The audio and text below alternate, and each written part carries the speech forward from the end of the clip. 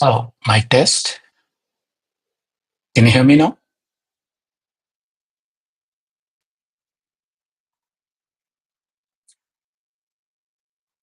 Hello. Testing, testing, one, two, three.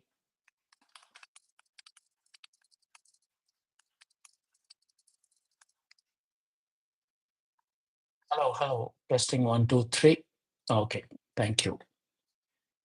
Good afternoon and welcome to the Stumps Show with a recap of play at the end of day two of the Melbourne Test in the Border Gavaskar Trophy. Uh, it was a day that looked incredibly promising at one point. And then in one manic session of play that lasted about 15 minutes, 23 deliveries, India lost 3 wickets and finds itself on 164 for 5 at close of play, trailing England uh, by about 310 runs. And with the prospect of turning this game on its axis completely nullified, at this point of play, just about the only thing that India can hope to do over the next 3 days is find a way to stave off defeat. Uh, it's unfortunate because with about 20 minutes of play left, India was looking in a good position. Yashasvi Jaiswal and Virat Kohli had put together a 100-run partnership. Both batsmen, after slightly nervy starts, looked increasingly in control. The Australian bowlers were tiring. The ball had gotten old and soft. The seam would have by then flattened out. There was very little on offer off the wicket, and then the collapse. The unfortunate part of that collapse is that it was triggered by an initial brain fade from Virat Kohli. Yashasvi Jaiswal had just brought up the 100 of the partnership for the third wicket uh, with a crashing square drive through point of Scott Bolland. At the next ball, Fuller on the stumps, Jaiswal worked it out onto the onside towards Cummins at mid wicket. He called for the run and he took off. And for once, Virat Kohli, who normally responds very quickly, was caught watching the ball rather than watching his partner. Kohli looked up to find Jaiswal almost treading on his toes. All Cummins had to do was relay it to the wicketkeeper for one of the easiest runouts ever. Both batsmen were caught at one end of the wicket.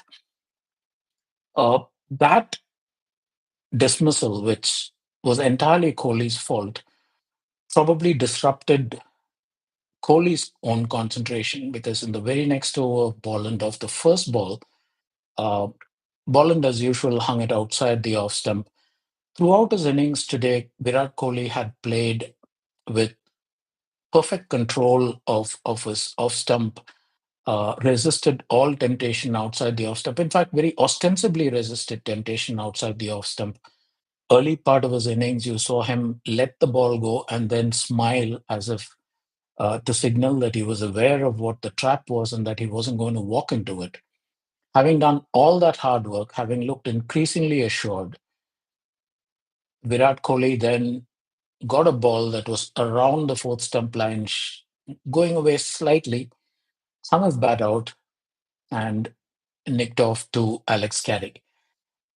Those 2 wickets fell in the space of about 7 deliveries. The third wicket was inevitable, I guess, because Akash Deep was sent in as night watchman with a good 10 minutes of play left, a little over 10 minutes of play left.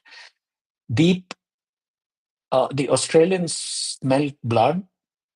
They had a field of 4 slips, a gully, one man at forward short leg, another at silly point, a third at backward square leg, all in catching positions. Bolland made the ball climb onto Akashdeep, who played it off his hips. Nathan Lyon dived forward, took the catch, low down, and that was the third wicket to fall in that final session.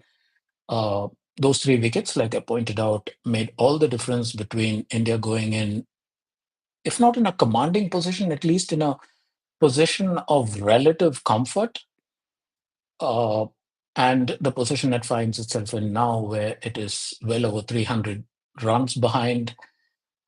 The all-rounders are to follow, and Australia has all the time in the world to seal this particular deal. I think India's problems began again with a brain fade. Uh, KL Rahul had looked the most impressive of the Indian openers. Jaiswal, obviously, uh, the more uh, the more aggressive opener whenever he's had a chance. But KL Rahul has looked consistently good throughout this series. For some reason that is probably known to the management but is not apparent to the rest of us, Rohit Sharma decided to open. He lasted about seven deliveries, uh, got a short ball outside the off stump. He was in no position to pull, top edged to mid on, and was out for three of a total of five deliveries. Uh, KL Rahul came out at number three, batted with his usual control and composure. His wicket fell against the run of play. There was nothing much that he could do about it. It was on the stroke of play, on the stroke of tee. Cummins produced a Jaffa, a ball on length, on the off and middle line. Rahul came forward in defense. He had to. That line meant that he had to play the defensive push. The ball straightened, went past his edge, and knocked the top of off. Classic fast bowler's dismissal, but that put India two down before Jaiswal and Kohli got together and sort of revived India with that 100-run partnership, and then the collapse. Um, I have a question already. Tabilek says, so India is going down in a heap. He also asks, are we heading for a humiliating innings defeat? I don't know about the innings defeat. If I was Pat Cummins, look, you do have the all-rounders to follow Rishabh Pant. There is Ravindra Jadeja. Both the batsmen are out there now and will resume tomorrow morning. After that, you have Washington Sundar and Nitish Kumar Reddy. I presume that Nitish Reddy will come ahead of Washington Sundar. But all four can bat. Um, if they bat to potential, they can see off the morning session and probably a good part of the afternoon session. Who knows? It could well go into the evening session as well. From a Cummins point of view, you don't want to overbowl the quicks. Australia just might, if they can knock over India in at least the top two sessions of day three. I suspect that Australia will bat again, at least for an evening session tomorrow and the first session of day four before it puts India back in. So maybe not an innings defeat, but odds are that Australia can win this game. It'll take a heroic sort of back to the wall fight for India to even salvage a draw. The win is completely out of the question now. Ritabrata Roy asks whether benching Gill has backfired. I don't know. Gill hasn't really delivered in this series. I don't think it is benching Gill that has backfired so much as Rohit going back to open the innings when he's clearly not in any kind of form. Uh, that I think meant the difference between a sizable opening partnership versus a wicket going early. And the thing when you have a lot of runs to chase and you give up a wicket early is that it puts the bowling team's tails up. Um, and I think more than anything else, as far as the batting is concerned, it is Rohit going up the order that has really backfired. Uh, Tabi Lex wants to know whether the three left-handers make a difference. That would be Jadeja, Rishabh Pant, and Washington Sundar. The three left-handers could, but if you looked at the last over of the day's play, Mitchell Stark bowling to Ravindra Jadeja, he was uh, attacking both the pads, the wicket, and the outer edge of the batsman, and he was getting the ball to swing. Uh, Mitchell Stark alone of the three bowlers has the ability to swing the older ball. Uh, and the other part of it is if you looked at the closing passages of the Australian innings when Nathan Lyon bowled, uh, he was getting the ball to turn from the left-handers off stump. Uh, that means that Lyon will probably have a very important role to play tomorrow morning when three of the four all-rounders are left-handers. Um, and yeah, to the second question about whether Jaiswal did well, he did very well. His problem after that 100 in Perth has been that he has tried to be too aggressive too early. This time he played with a lot more sense. He did flirt a little bit in the opening passages to the deliveries that were leaving him outside the off stump, particularly against Stark. He kept coming, walking out and trying to force the pace, which didn't work. He kept getting beaten. He was very lucky on at least three occasions uh, to not get an edge, or on one occasion for the edge not to carry. But once he got his head in the right place, he actually played a superb innings.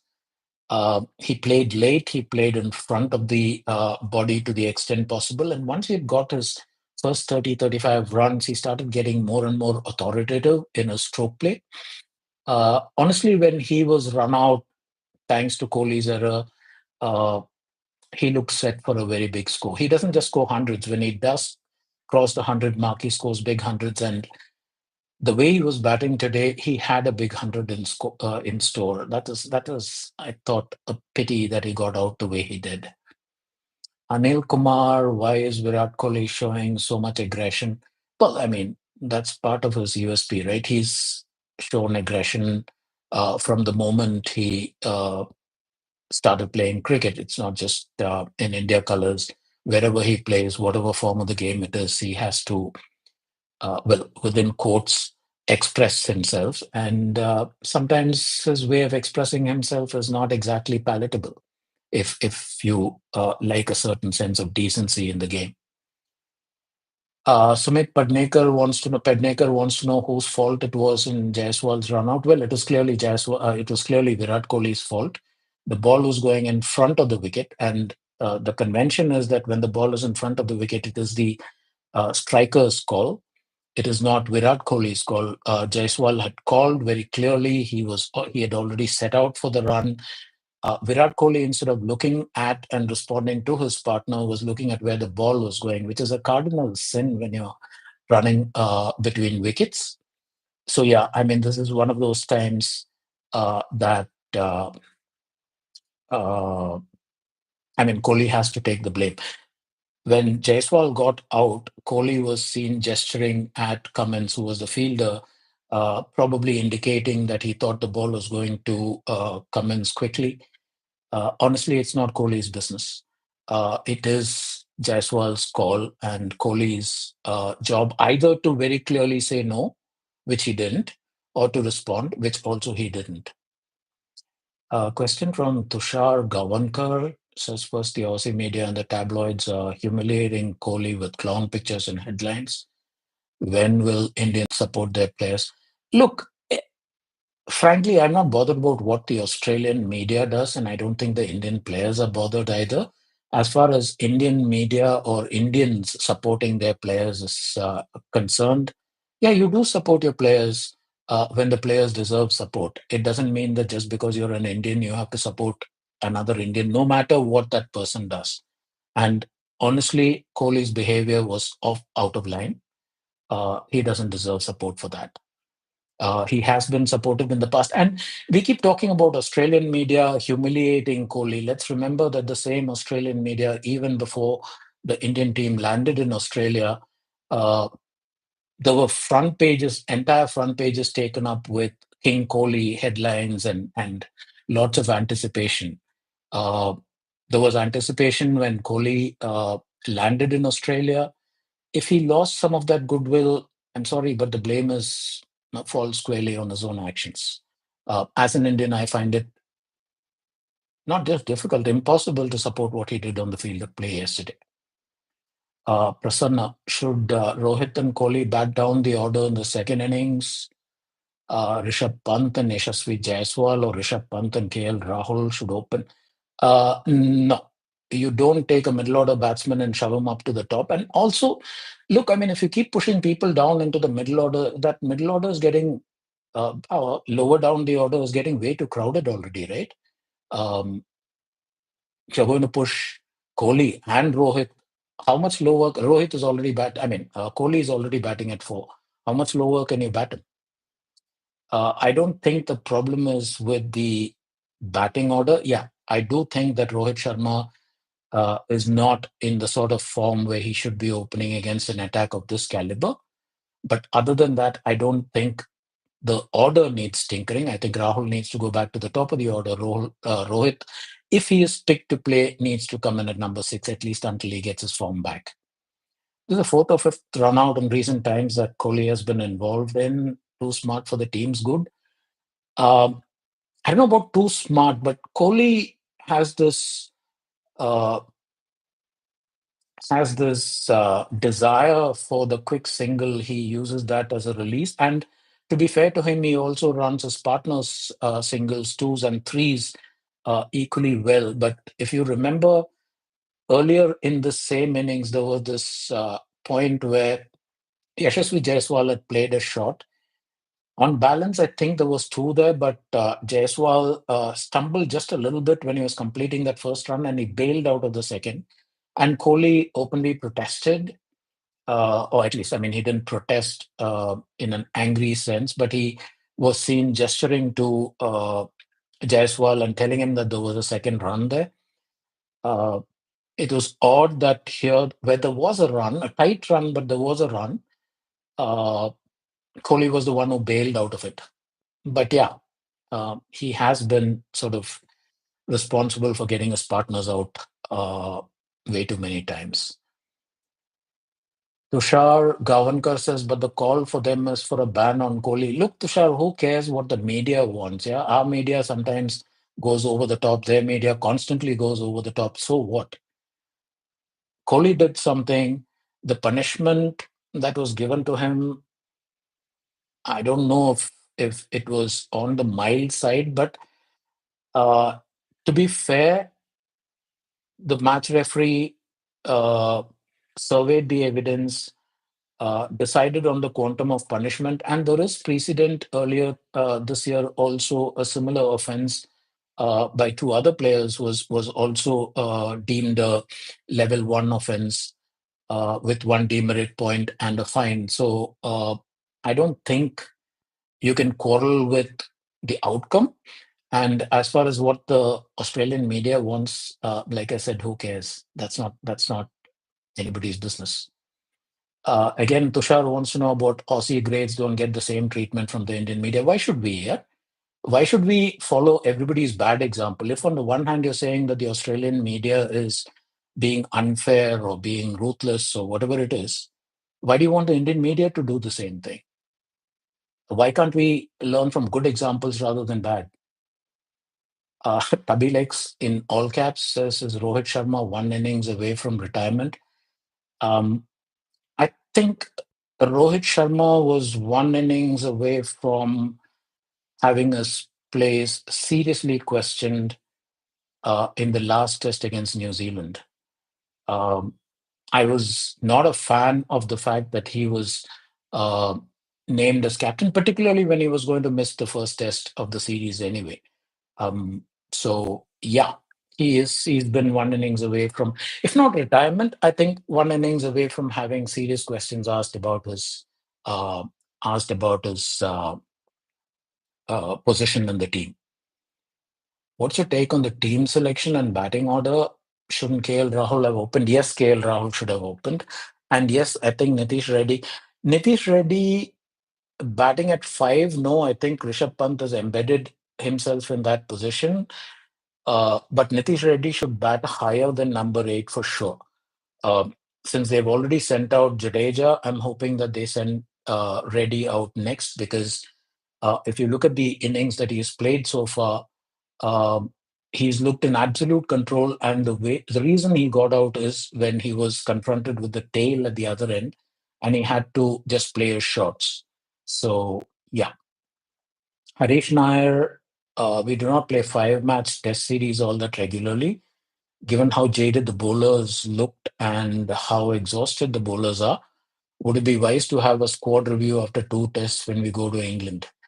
Well, I mean, the England tour is a long way away, and there is a lot of time for the bowlers to recover. So uh, let's. The thing is, even here, you could sort of bench or rest some bowlers and give others a chance. The problem is that the bowlers are not delivering. Nobody other than Bumrah is actually delivering. Siraj was horrible today, and Akash Deep, who looked good in the final session yesterday, uh, was nowhere near as effective today. So, I mean, what is the big point of swapping out one bowler for another? You could swap out Siraj, for instance, and bring in Prasidh Krishna, but there is no guarantee. And all of this is putting too much of a burden on uh, Bumrah, as far as I can see. Universe through at least Virat is scoring runs, but given Rohit's recent performances, do you think he is still fit for the test format? I'll tell you what, I don't know long range whether he still can play tests effectively, but as of right now, his form is too poor and that poor form is too prolonged for him to deserve a place in this particular order. Uh, he probably needs to do what a lot of players who are out of form do, which is, go back to the nets or go back to domestic, get his form back, and then make a claim for his place. Right now, he doesn't deserve the place he has. Ripsi Agarwal says, please drop Rohit and Kohli from the England tour. I wish I could. Unfortunately, I don't have the year of the selectors. But I'll tell you what, though, at the end of the series, I suspect that questions are going to be asked about various players in this particular touring team. So, uh, did sending Akash Deep as night watchman early backfired?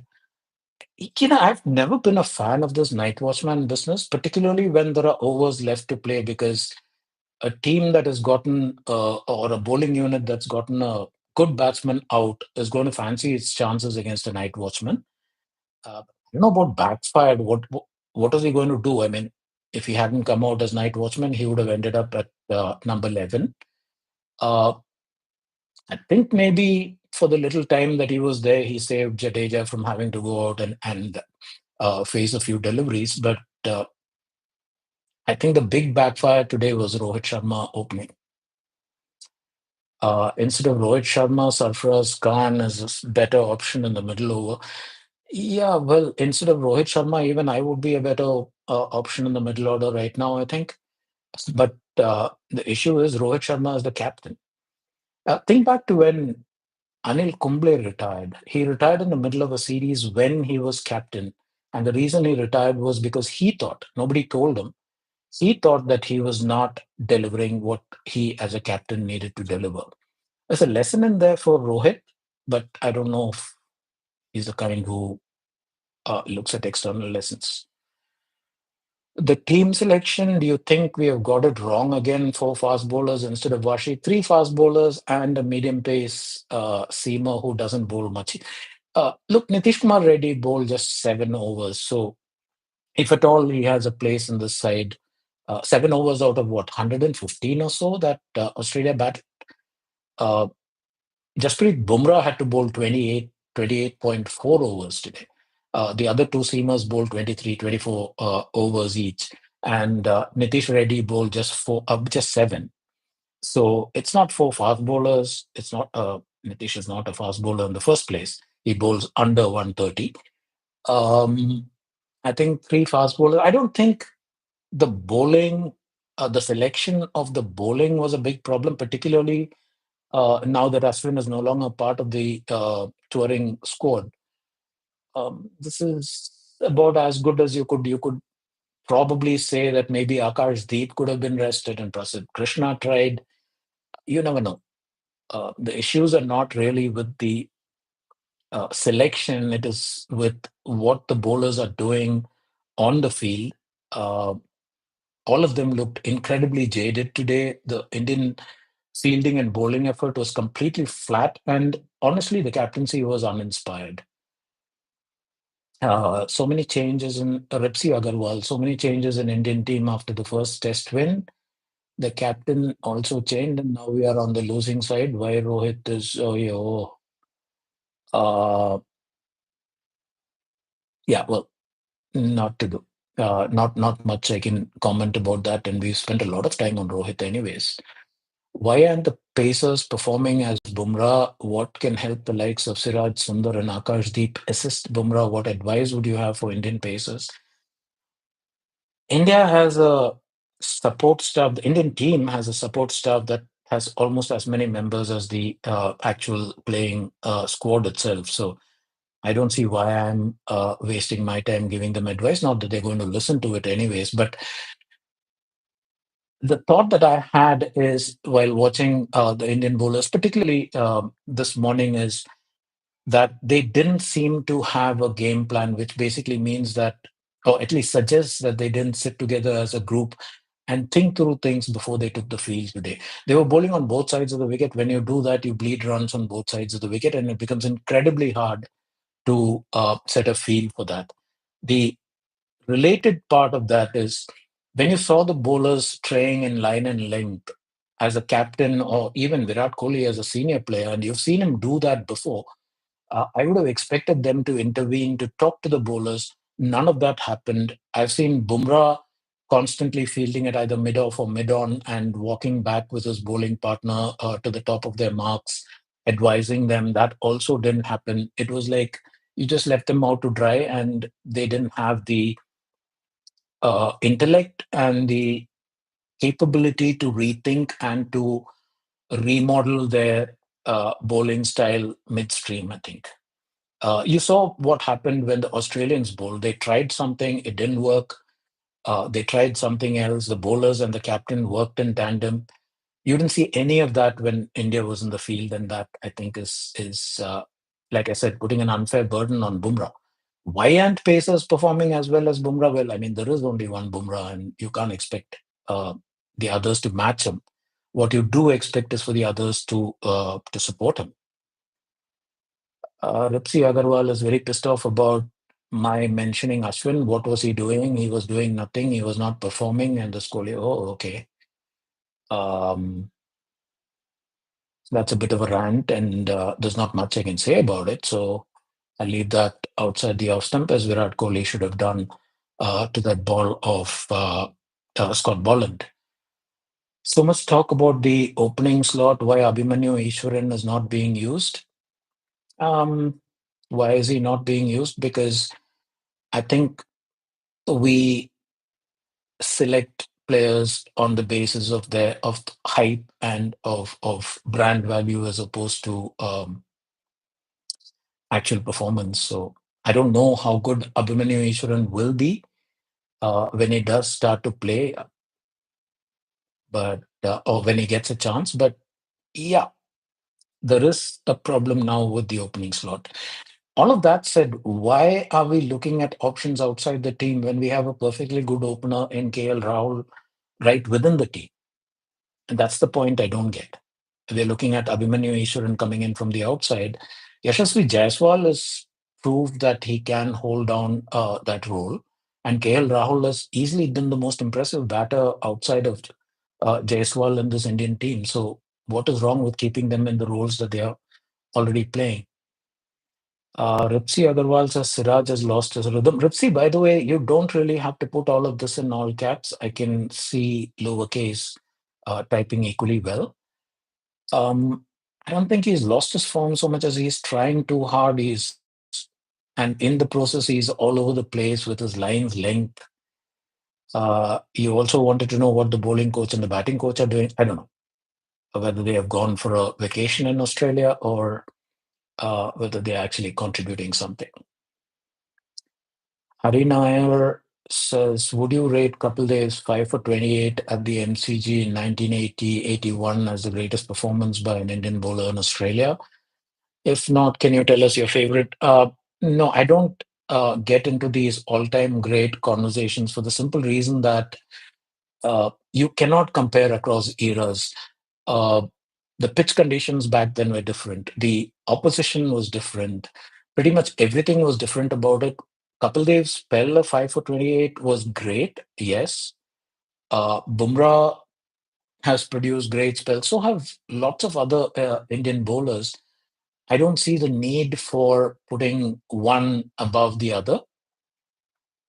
Prasanna says, will the Indian tail wag tomorrow if they score another 100 before the innings folds up? Will the States head towards a draw?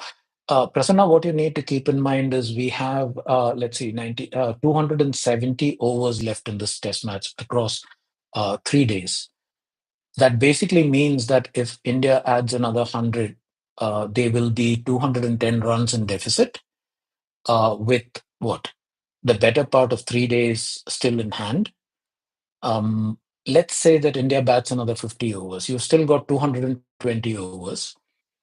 What Australia can do with a lead of somewhere between, say, 160 to 200 runs is bat again, extend that lead to 400 by, say, afternoon of day four. And then they have a day and a half to bowl India out, and I think they should be able to do that. Also, keep in mind that the weather is not likely to intervene to that extent. There will be maybe a shower tomorrow, max. But other than that, there is no possibility of the weather coming to India's rescue. So um, I don't know. If I had to give odds, I would say the odds right now are 70% in favor of an Australia win and 30% in favor of a draw. Universe through, it seems like the match might be fixed to attract more Australian spectators. What do you think? Seriously? Why would Australian spectators uh, stay away?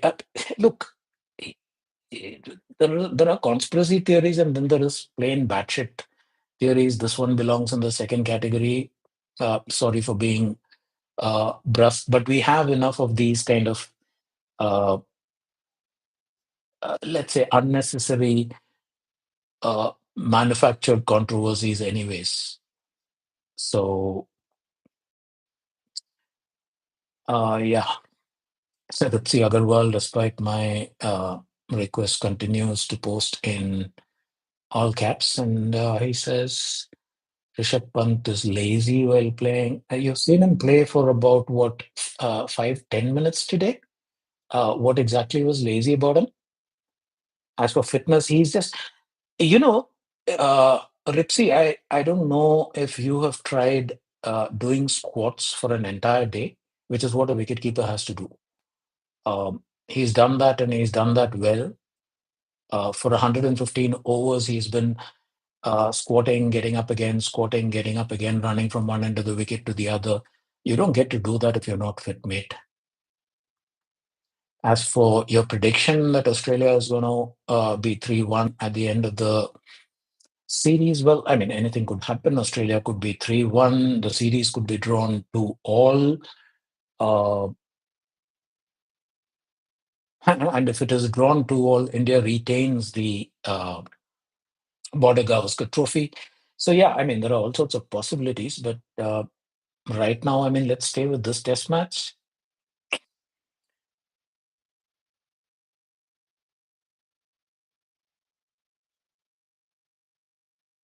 One of the questions that I had for you guys is where do you think the Indian bowling went wrong today? If you were watching the match, what did you spot? What did they not do? And yeah, your thoughts? The universe throws us last time India's D team defeated Australia, so it seems like this time a clever script has been written by the board, letting Australia win matches initially to draw spectators and then clinching the WTC. Uh, look, boss, if the board wants the Indian team to get into the World Test Championship final by fixing the results, then what they would have done is fixed it in favor of India winning 3-0 or 4-1. They wouldn't have fixed it because if India does not win this match, its chances of entering the World Test Championship final is almost entirely shut. Remember that South Africa is now playing a two-test series against Pakistan, and I think I haven't checked the final scores, but I think they're well on the way to winning that, and that means that South Africa is almost 100% sure of making one of those two slots. And in all likelihood, um, if we don't defeat Australia in both the remaining games, Australia will be the other team. So all of the speculation that you're doing is based off the wrong script. Uh, if the board was good enough to fix the result of an entire match, the other thing that you need to understand about match fixing is you can't just sit there and fix an entire opposition team. It doesn't happen. Uh, so, yeah, so much for that theory. Sai Kumar says, I think our bowlers' line and length, barring Bumrah, is not very great compared to the Aussies. Um, More than line and length not being particularly great, I think it was not consistent, is probably the word that you're looking for. Uh, like I pointed out a little bit earlier in this uh, conversation, you have to bowl one side of the wicket with a definite plan in mind and a field that is set for that particular plan. What the Indian bowlers, barring Bumrah, uh, were doing was bowling both sides and also bowling both lengths. So occasionally they would be short, occasionally they would be full, and they would vary these lengths inside of the same over itself. Now, from that point of view, what it does is it plays into the hands of the batting side because you can't set a field uh, to, let's say, defend against short bowling and length bowling at the same time. You have to be one or the other for the most part, and that is just not happening. Lack of variation without Amol Majumdar's point that the Indian bowlers lacked variety, didn't mix up pace, bounce, and swing, too predictable, poor captaincy. One part of what you said is something that I thought as well. We just didn't try the short ball enough. We didn't try it to Smith when he was vulnerable. We didn't try it to, in fact, we didn't try it to pretty much any of the uh, Australian batsmen, and some of them are vulnerable. Even against Pat Cummins, for instance, we began trying the short ball only after Cummins had scored some 30, 35 runs, and the partnership had swelled to close to 100 runs at that point. Uh, Poor captaincy, perhaps, but yeah, poor captaincy in the sense that the captain sometimes needs to go up to the bowlers and tell them what is expected of them or get them to change plans in midstream. But equally, poor effort on the part of the bowlers. These are international bowlers. They can't expect to have their hands held and constantly being nursemaided through their bowling spells. They also need to think for themselves. Nobody is going up and telling Bumrah what to do. He's figuring it out himself. When he finds that one particular line is not working, he tries another line. Uh, there's nothing stopping the other bowlers from stepping up and doing the same thing. What I found was a lack of thought more than anything else.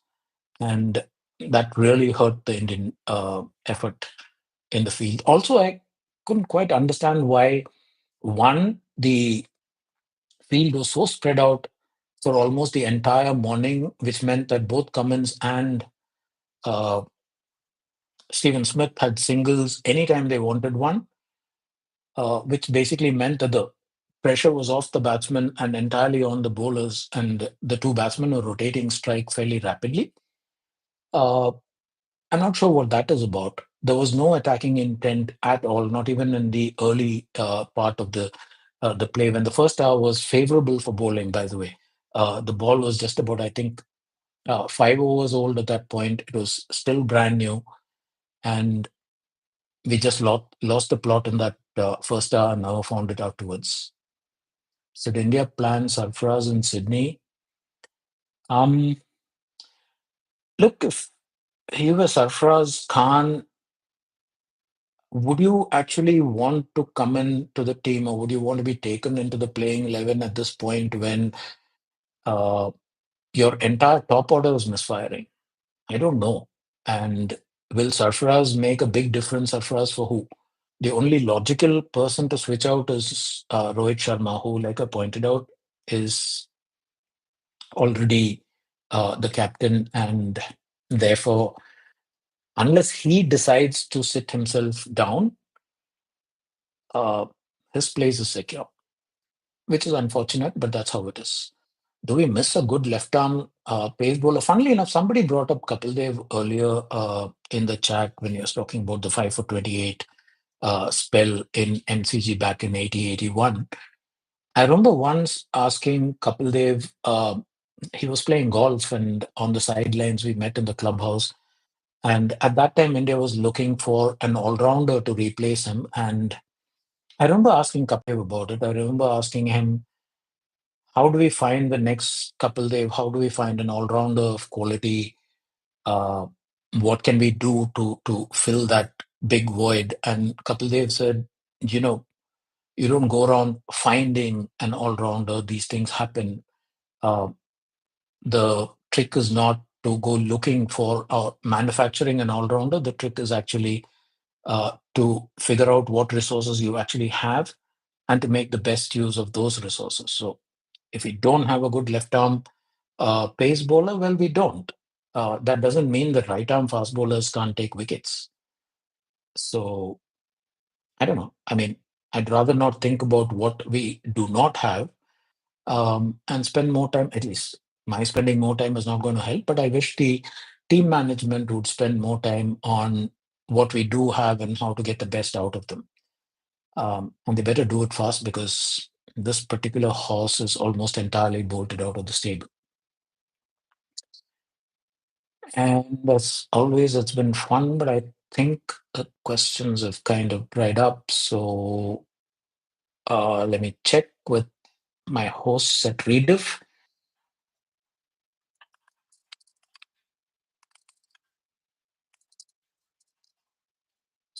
whether it is okay to cut out. Sai Kumar says, what is your thought on Gautam Gambhir as a coach? Uh-oh. Um, okay. I wasn't a fan of Gautam Gambhir being elevated to the position of the coach in the first place. Um, I don't think he's the right person to handle this team, and I don't. I know a lot of people say that he's one of the shrewdest readers of the game, maybe, but I don't think as a coach he's good enough.